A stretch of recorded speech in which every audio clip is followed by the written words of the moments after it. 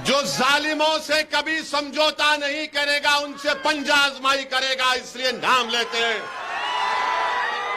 अमित शाह मजलिस का नाम इसलिए लेते हैं कि अमित शाह जानते हैं कि 65 साल से मजलिस इत्तेहाद वल मुस्लिमीन इस सरजमीन पर अपना काम कर रही है।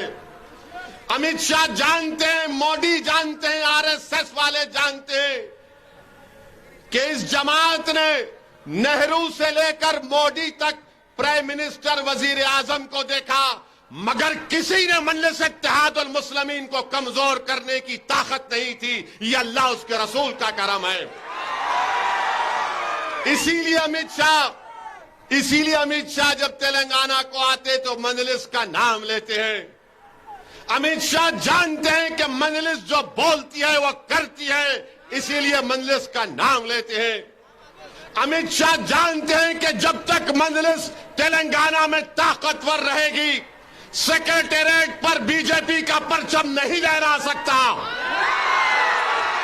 इसीलिए हमारा नाम मजलिस का नाम लिया जाता है।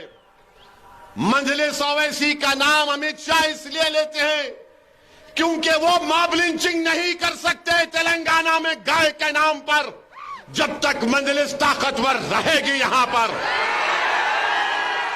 इसीलिए मजलिस इत्तेहाद वल मुस्लिमीन का नाम लेते हैं।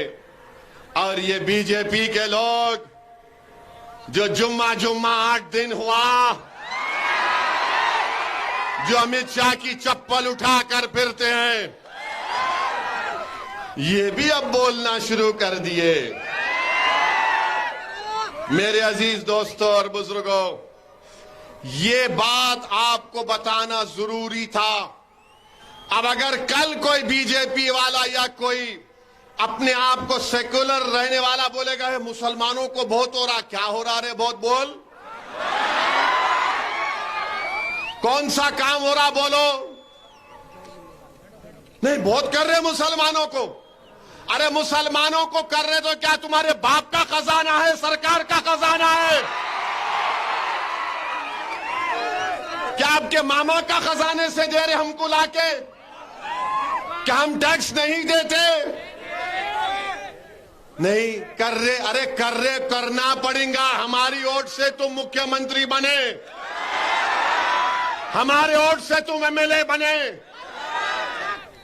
हम डरते रहे बीजेपी से। बीजेपी टारगेट किसको करती? ओवैसी को करती, आपको करती। किसके घर पर हमला किया जाता है, किसको निशाना बनाया जाता है? अरे आप तो आराम से अपनी टाई टाई की गाड़ी में फिर लेते हैं। जो रोड पर खड़े होकर संघ परिवार से पंजा आजमाई कर रहा है उसका नाम मुसलमान है। जो टीवी स्टूडियो में बैठकर आरएसएस पर या ट्विटर पर लिखते हैं वो क्या है? अरे जमीन पर आकर भारत को बचाने का काम, सेकुलरिज्म को बचाने का काम, इसकी गंगा जमुनी तहजीब को बचाने का काम, इसके कॉम्पोजिट कल्चर को बचाने का काम तेलंगाना में कौन कर रहा है बताओ? ये लोग इल्जाम लगाते हो वैसी वोट काटता है। अच्छा ये बताओ, आदिलाबाद की एमपी सीट मैं लड़ा,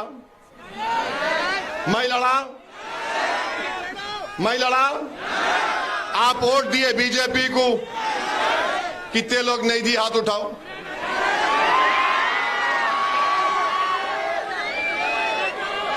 अब हाथ नीचे रख लो। सुनो, ठहरो आप, सुनो, फिर आप फिर बोल रहे, यहां आके बोलते। निजामाबाद एमपी सीट मजलिस लड़ी, करीमनगर एमपी की सीट मजलिस लड़ी, सिकंदराबाद की एमपी सीट मजलिस लड़ी, फिर कैसे जीती? कैसे जीती? कौन जीता है? अरे तुम लोग जीता है, हम नहीं जीता है। मैं नहीं लड़ा तो बीजेपी जीत गई। अब जलसा कर रहा हूं तो सबके पेट में दर्द हो रहा। आप क्या करते असेंबली में यहां पे? ये अचानक जलसा क्यों हुआ आदिलाबाद में? अब फिक्र लगी हुई है निजामाबाद में क्या करने वाले हैं। अगर ठेठ दखनी जबान में बोलूं तो इला बोल रहे अब क्या करते की। अब करीमनगर में क्या होता की। सिकंदराबाद में इन्हों किसकी हवा उतारते की। अब आप बताओ हम नहीं लड़े तो इन्हों जीत रहे और इल्जाम किसके लगा रहे। नहीं ओवैसी आया ओवैसी ये करा। अरे भाई तुम सुनो अभी टाइम है अभी टाइम है। मैं आप लोगों से मशवरा करने आया हूं। मैं आप लोगों से बात करने आया हूं। मैं मजलिस के जिम्मेदारों से बात करूंगा और उसके बाद मैं तय करूंगा कि आने वाले असेंबली इंतखाबात में मजलिस कितने असेंबली की सीट पर इलेक्शन लड़ेगी इंशाअल्लाह ताला। मगर ये बोलना नहीं ओवैसी अमित शाह जैसा हेलीकॉप्टर से उतरते बेचैन रहते बोलना ओवैसी के बारे में बोलना नहीं तो दर्द होगा मेरे को।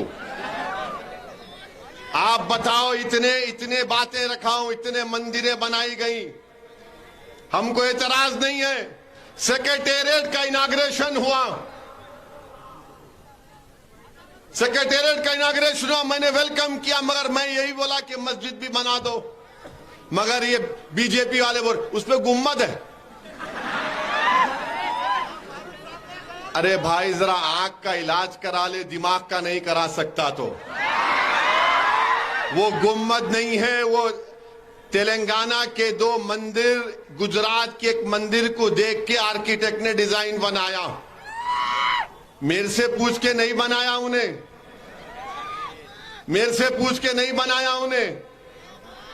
अगर मेरे से पूछ के बनाता तो मैं और खूबसूरत बनाता था।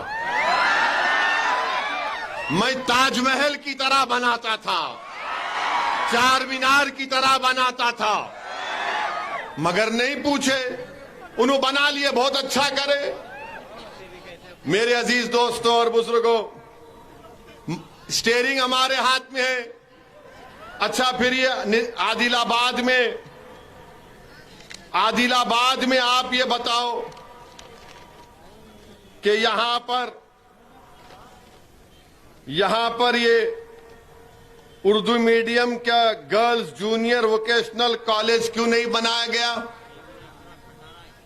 किसके हाथ में स्टीयरिंग है। फिर आप ये भी बोलो स्टीयरिंग मेरे हाथ में है तो हज हाउस नहीं बन रहा 5 साल से। स्टीयरिंग मेरे हाथ में है तो डबल बेडरूम 618 में से खाली मुसलमानों को 81 भी नहीं मिले। वापिस ले लेता हूं मैं मगर स्टीयरिंग मेरे हाथ में है। हाँ स्टीयरिंग मेरे हाथ में है।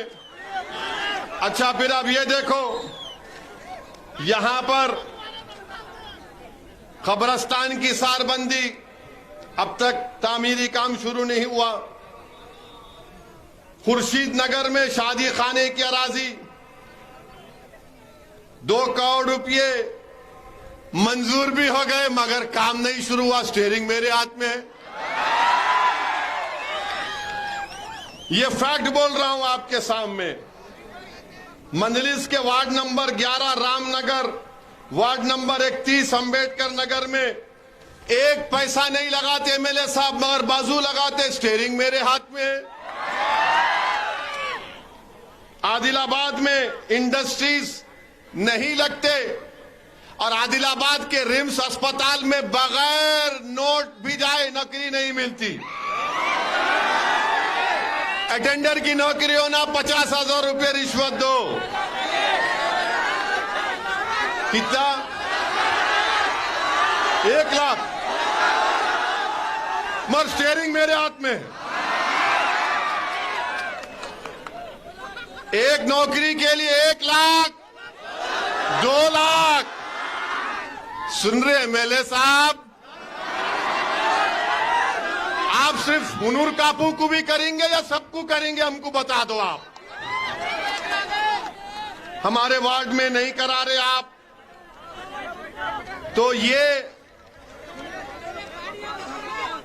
मेरे अजीज दोस्तों और बुजुर्गों, ये आप देख रहे हैं। फिर आप देखिए यहां पर इचोड़ा में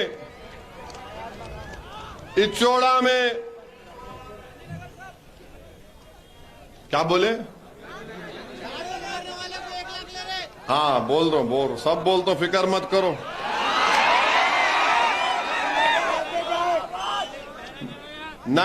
उन्नीस सौ 99 में 99 में शादी खाना तामीर हुआ, मगर अब तक बराबर नहीं बना। शादी खाना वहीं का वहीं रहा। रुकने असेंबली बूथ गांधीनगर में, वहां पर जुल्म हुआ। एमएलए साहब खामोश, स्टीयरिंग मेरे हाथ में। बड़े जानवरों की गाड़ी जब्त कर ली जाती, स्टीयरिंग मेरे हाथ में। इचोड़ा उर्दू मीडियम जूनियर कॉलेज की सख्त जरूरत है। कॉलेज नहीं होने की वजह से मुस्लिम बच्चियां तालीम तरक कर रही हैं। अब याद रखो, जो लोग ये आदिलाबाद में बोलते ने ऊपर ओवैसी है हमारे साथ है, और बीजेपी बोल रहे स्टीयरिंग मेरे हाथ में, कहीं खुदा ना खास्ता मैं स्टीयरिंग से एक्सीडेंट नहीं कर दूं। अगर मैं तेज चलाना शुरू कर दिया अपनी गाड़ी को, तो फिर क्या होगा बताओ? तो हम हुकूमत से, तेलंगाना की हुकूमत से इस बात का मुतालबा करते हैं कि आदिलाबाद टाउन में शादी खाने की अराजी जो दी गई उस पर तामीर शुरू होना, और ये शादी मुबारक के चेक्स एक एक साल नहीं आते। अब आप बताओ, आने डेढ़ साल हो रहा, अब इलेक्शन आएगा अक्टूबर में या दिसंबर में, उस वक्त आके नहीं बोलना ओवैसी गारू चप्पुंडो ओवैसी गारू नहीं होगा। फिर आपके पास टाइम है, अभी काम करो आप। ये जो मैं 6-7 काम बताया हूं, हमेशा हमारे बच्चों को मिलते, हमारे सदर को, अरे नजीर तेरे साथ है ना, ऐसा बोलने से नजीर का पेट भरता क्या? आदिलाबाद के गरीब मुसलमानों का फायदा होता क्या? अरे तुम्हारी लफबाजी की जरूरत नहीं है, काम की जरूरत है। और हम हुकूमत के सामने, बल्कि मैं आदिलाबाद के कलेक्टर से कह रहा हूं, आपका काम है कि इंसाफ करो। आपका काम है कि आप आदिलाबाद के मुसलमानों से इंसाफ करो। उनका जायज हक उनको मिलना चाहिए। ये मिट्टी कट्टी बातों से अब मामला हल होने वाला नहीं है। आदिलाबाद में नजीर साहब बता रहे हैं कि 60,000 के करीब मुस्लिम वोट है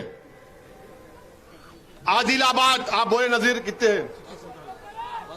62,000 है बोल रहे कि जो भी होंगे, मगर अब आपको फैसला करना है। अगर इलेक्शन से पहले ये पूरे मसाइल हल होंगे तो फिर कुछ होगा। अगर आप ऐसे ही टाल मटोल करते रहेंगे, आपके चमचों को, हवारियों को बिठा के फूल कार पिना के फोटो डालेंगे, कुछ फायदा नहीं होगा। अगर आप कोई टोपी वाले, दाढ़ी वाले को साथ लेके ये समझेंगे कि कुछ हो जाएगा, तो आदिलाबाद का बच्चा, आदिलाबाद का बूढ़ा, आदिलाबाद की माएं बोलेंगी, एक ही टोपी वाला, एक ही दाढ़ी वाला जब तक आके नहीं बोलेगा वोट नहीं डालेंगे किसी को। जब तक लंबी शेरवानी आके नहीं बोलेगा कुछ नहीं होगा। ये आदिलाबाद के गरीब मुसलमानों का मुतालबा है हुकूमत से कि आपको ये काम करना पड़ेगा। ये अब आप आकर वो बुढ़ो डरा रहे मत डराओ, हमको किसी के बाप से डरने वाले नहीं हम भी चाहते बीजेपी आगे ना बढ़े तेलंगाना में। 2014 में 2018 में तेलंगाना में बीजेपी को हराने में मजलिस का भी रोल रहा है, उसमें मजलिस का भी रोल रहा है उसमें। और हम हरगिज नहीं चाहते कि बीजेपी आगे बढ़े, मगर इसका यह मतलब नहीं है कि आदिलाबाद में कोई डेवलपमेंट ना हो, हमारे वार्ड में कोई डेवलपमेंट ना हो उसमें। मेरे अजीज दोस्तों और बुजुर्गों, इसीलिए हम आपसे अपील, हाँ आईटी हब भी बनाया गया। आईटी हब में, अब सुनिए, अब आप आईटी हब में यहां पर भी नौकरियां मिलनी चाहिए, हमारे बच्चे भी क्वालिफाइड हैं। अरे सबको दो आप मौका। जब सब गरीबों को मौका मिलेगा तो आदिलाबाद ऊंचाई पर जाएगा इंशाअल्लाह ताला। मेरे अजीज दोस्तों और बुजुर्गों, यहां पर 2017 के टीआरटी टीचर का भी मैजर है कि इनके 340 पोस्ट को नहीं 550 पोस्ट को डी रिजर्व करना है। ये मसला असेंबली में कई मर्तबा मजलिस के अरकान असेंबली ने उठाया, और आज हम देखते हैं कि भारत की लोकसभा की पार्लियामेंट का इफ्तिताह हुआ। हमारे प्रधानमंत्री वो एक फोटो आई लेटे हुए हैं, फिर एक टीवी पर मैं देखा कि लोकसभा के अंदर प्रधानमंत्री जा रहे और उनके पीछे कम से कम 18 से 20 हमारे हिंदू भाइयों के मजहब के पुजारी मंत्र पढ़ते हुए जा रहे हैं। प्रधानमंत्री, मुझे देखकर बड़ा ताज्जुब हुआ कि आपके दिल में ये जगह क्यों नहीं पैदा हुई कि जब हिंदू पुजारियों को लेकर मैं जा रहा हूं लोकसभा के अंदर, तो उसमें ईसाई पादरी भी होना चाहिए था, उसमें सिखों के मजहबी रहनुमा को भी होना चाहिए था, उसमें मुसलमानों के कोई एक मौलाना को भी होना चाहिए था। अरे यही तो भारत की खूबसूरती है। वजीर आजम, इस देश का मजहब एक नहीं है, भारत का एक मजहब नहीं है, भारत किसी मजहब को मानता भी नहीं है, भारत पूरे मजहबों को मानता है। इंडिया का कोई रिलीजन नहीं है, इंडिया सब रिलीजन को मानता है। अगर कोई रिलीजन को नहीं मानता, इंडिया उसको भी मानता है। मगर अफसोस हुआ देश के प्रधानमंत्री, आप सिर्फ एक ही मजहब के लोगों को लेकर गए लोकसभा में। काश आपका दिल बड़ा होता तो उसमें ईसाई, सिख, मुसलमान और जैन लोग भी अंदर होते, बाहर हुआ। मगर लोग बोलते हैं, अब बोलेंगे नहीं बाहर नहीं हुआ, उस सूर्य रहमान का सूरा नहीं पढ़े। अरे भाई, अंदर भी पढ़ना था, अंदर भी पढ़ना था। यासीन वल कुरानिल हकीम, यह भी पढ़ना था अंदर। मगर प्रधानमंत्री सिर्फ अपने साथ इन्हीं लोगों को लेकर गए।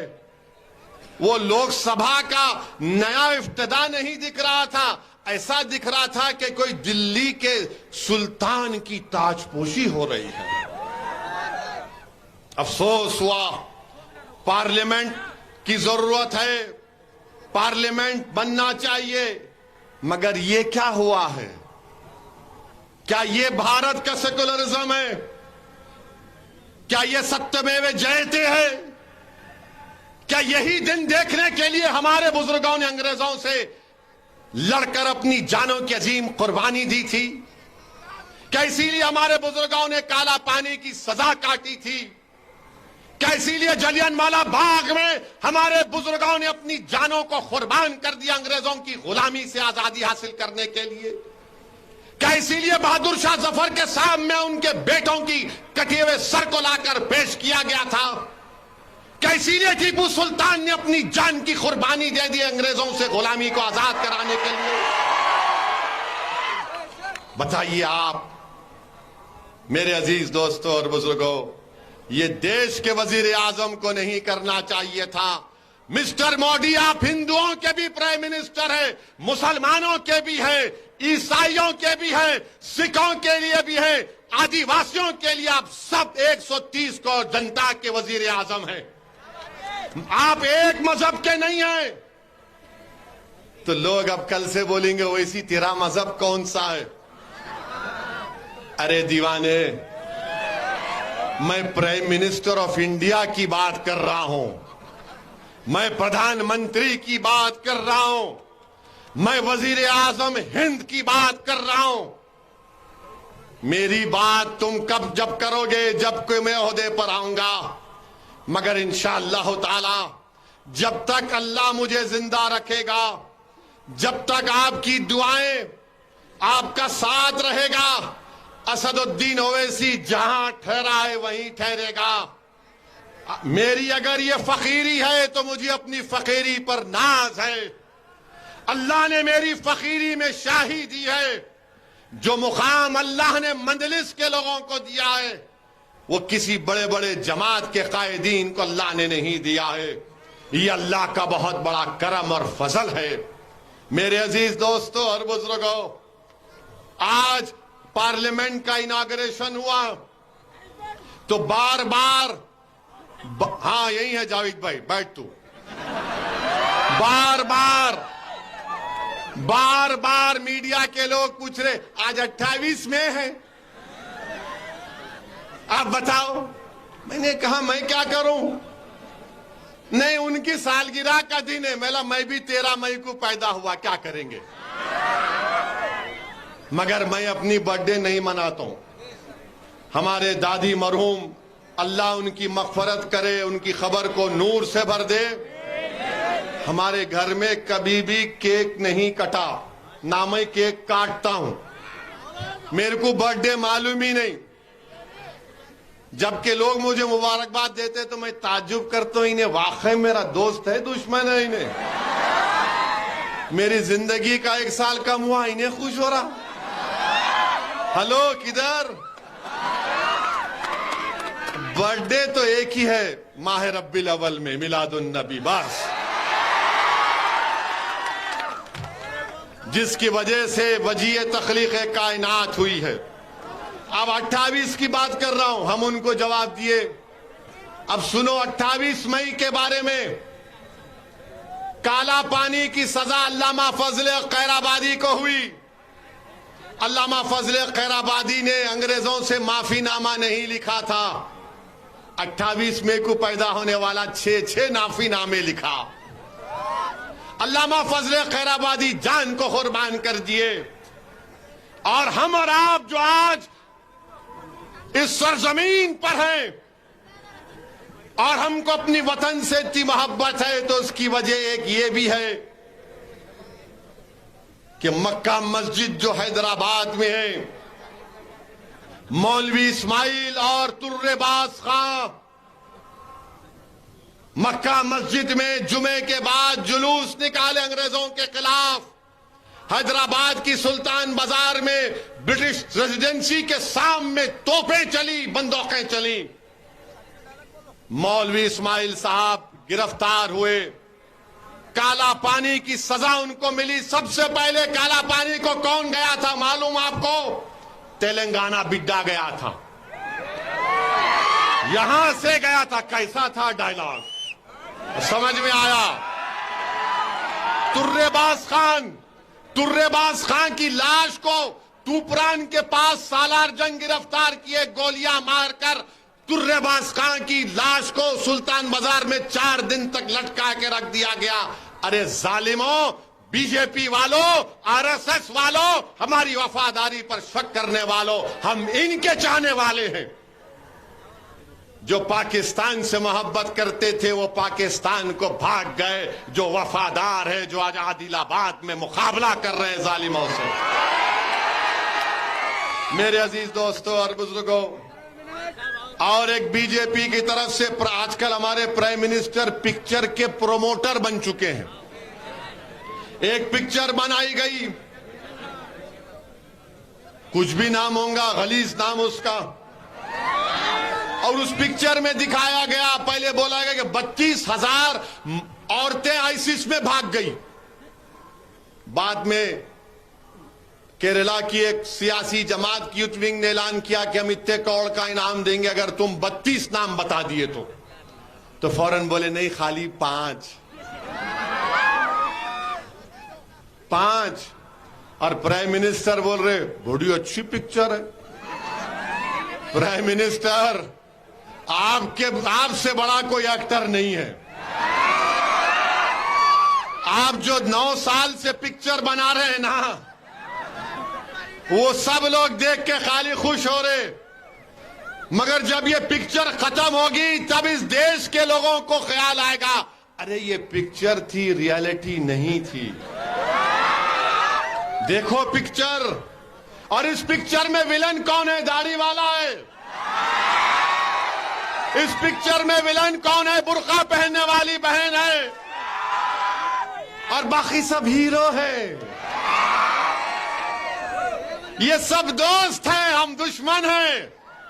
ये 9 साल का कारनामा है बीजेपी का कि एक पिक्चर को प्रमोट करते हैं झूठ की बुनियाद पर।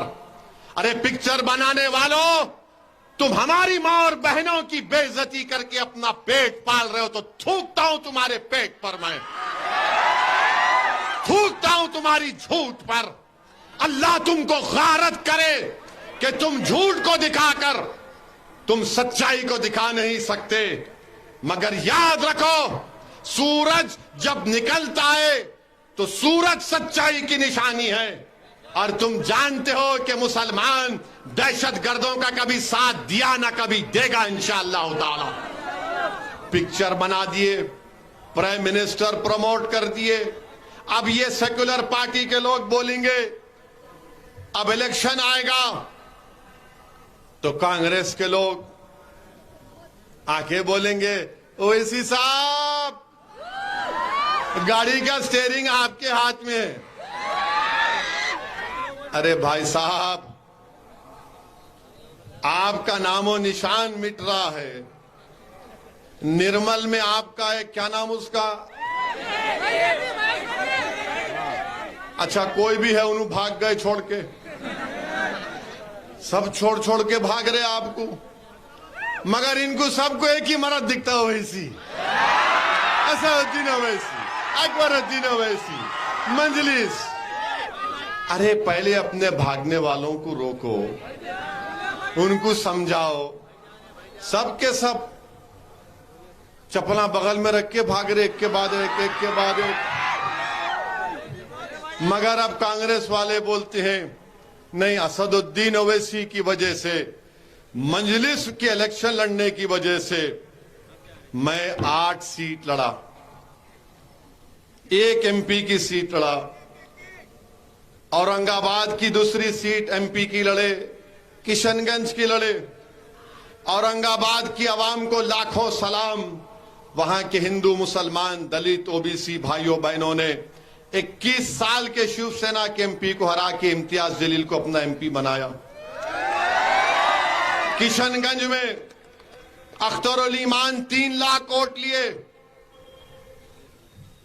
और वहां पे कांग्रेस जीती, बीजेपी नहीं जीती। अब ये बताओ कि क्या खाली भारत में 3 लोकसभा की सीट है, बाकी कुछ भी नहीं है? मगर नहीं, ओवैसी। राजस्थान में कांग्रेस की सरकार है, राजस्थान में जुनैद और नसीर को उनके घर से किडनैप करके जिंदा जला दिए, हरियाणा ले जाकर गाड़ी में डालकर जिंदा जला दिए। ये गौ रक्षक नहीं है, ये राक्षस हैं ये लोग। और अब तक कांग्रेस की सरकार असल मुजरिम को नहीं पकड़ सकी। कांग्रेस की सरकार है, कन्हैया लाल को मार दिए, हम कंडेम किए, मरने वाले परिवार को, खानदान को 50 लाख, नसीर जुनैद के खानदान को 15 लाख। ये सेक्युलरिज्म।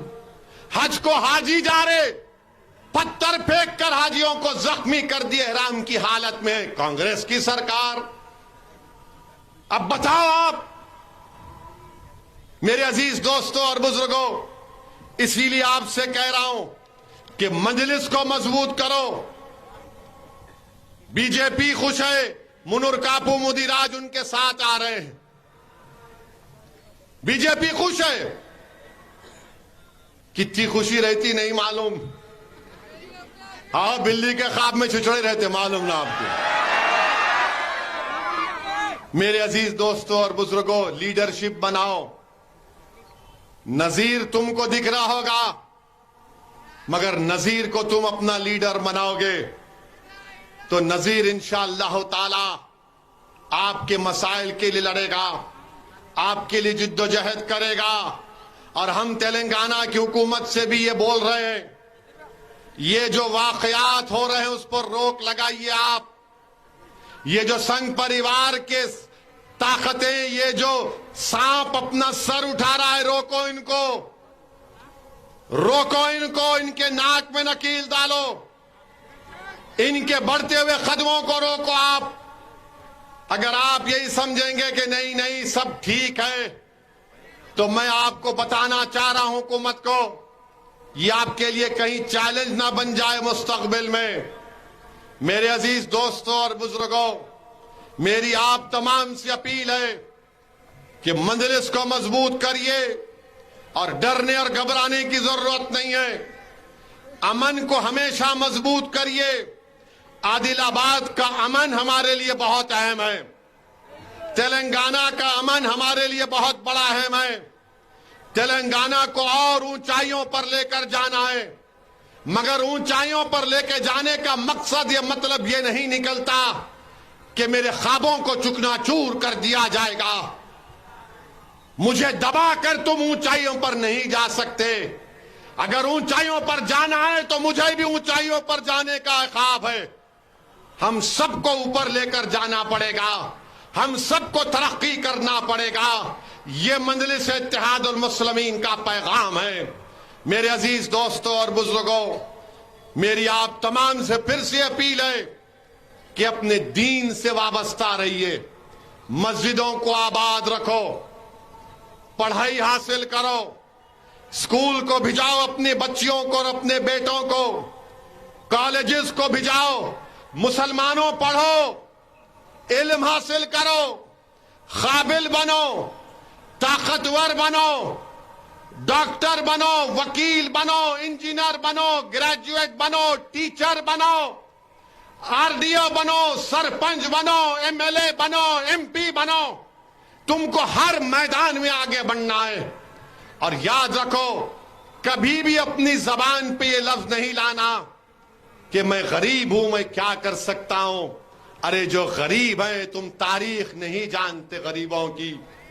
वो गरीब ही थे जिन्होंने दुनिया की तारीख को बदल के रख दिया। वो गरीब ही थे जिसने मक्के की सरजमीन पर इनकलाब को बर्पा किया। वो गरीब ही थे जिसने उहद के मैदान में इनकलाब को बर्पा किया। वो गरीब ही थे जिसने करबला को अपने खून से रंग किया। वो गरीब ही थे जिन्होंने मवत्ता के मैदान में अपने कामयाबी के परचमों को गाड़ दिया था। गरीबी ताकत है तुम्हारे लिए, याद रखो। जो आज तुम गरीबी पर तुमको तकलीफ है, हदीस में आया कि सबसे ज्यादा जन्नत में गरीब लोग रहेंगे। दौलतमंद को 500 साल 600 साल खड़े होकर अल्लाह के सामने अपनी दौलत का हिसाब देना पड़ेगा। अगर वो दौलत को मुस्तहक लोगों के हक में इस्तेमाल नहीं किया। अपने हौसलों को बुलंद रखो, दीन इस्लाम पर फख्र करो, दीन में मुकम्मल दाखिल हो जाओ। और दीन में कोई कॉम्प्रोमाइज नहीं किया जा सकता। हाँ खैर बोलेंगे, आखिर में बोलेंगे बोलेंगे बोलेंगे बोलेंगे। स्टीयरिंग मेरे हाथ में। अब अपने मस्जिदों को आबाद रखो, उलमाओं की इज्जत करो, अपने बीवियों से अच्छा बर्ताव करो, अम्मा बाबा की खिदमत करो, और जरा सुबह जल्दी उठो, सिगरेट छोड़ो, सिगरेट छोड़ो, ये खोल के पुड़ियां डालना बंद करो। दुनिया तुम्हार को पुड़ी देके तुमको बेवकूफ बना रही है। जागो नौजवानों, जागो। ये मुस्तकबिल तुम्हारा है। हमको इस मुल्क को बचाना है फाशिस्ट ताकतों से। इस अजीम मुल्क को हमको बचाना है फिरका परस्त ताकतों से। और याद रखो, ये वतन हमारा है, ये वतन हमारा ही रहेगा इंशाअल्लाह ताला। अब कोई हिजरत नहीं होने वाली है। अब वतन हमारा यही था, यही रहेगा। आपसे मैं अपील कर रहा हूं कि अमन को मजबूत रखिए और आदिलाबाद के मजलिस इत्तेहादुल मुस्लिमीन की टीम को आप सरपरस्ती करिए। गलती करते हैं तो इनका हाथ पकड़कर बताइए कि गलती मत करो, इनकी मदद करो, इनको सही राह दिखाओ। बुजुर्गों से, उलमाओं से अपील है कि मेरी आपसे गुजारिश है कि आप इनकी सरपरस्ती करिए। अब इंशाअल्लाह ताला तेलंगाना में हमारे जलसे शुरू हुए हैं, अब तेलंगाना में चलते रहेंगे हमारे जलसे। अब और बीजेपी वाले कुछ बोलेंगे, अमित शाह कुछ बोलेंगे, मोदी कुछ बोलेंगे, किसी का खर्जा नहीं रखता हूं, जवाब दूंगा इंशाअल्लाह ताला। जवाब देंगे, मगर जमहूरी तरीके से देंगे, संविधान के दायरे में रहकर देंगे और इनको बताएंगे कि तुम्हारी बातों से हम डरने वाले नहीं हैं, तुम्हारे खौफ से हम झुक जाने वाले नहीं हैं। अरे इख्तिदार तो बहुत से जालिमों के पास था, इख्तिदार चंगेज खान के पास भी था, इख्तिदार हलाकू के पास भी था, इख्तिदार मुगलों के पास भी था। अरे आज दुनिया के महलात वीरान हैं और ये बताते हैं कि इख्तिदार किसी के पास नहीं रहने वाला है। अजीजान मिल्लत, अपने हौसलों को मजबूत रखिए। आप तमाम का फिर से शुक्रिया कि आज आप यहां पर आए।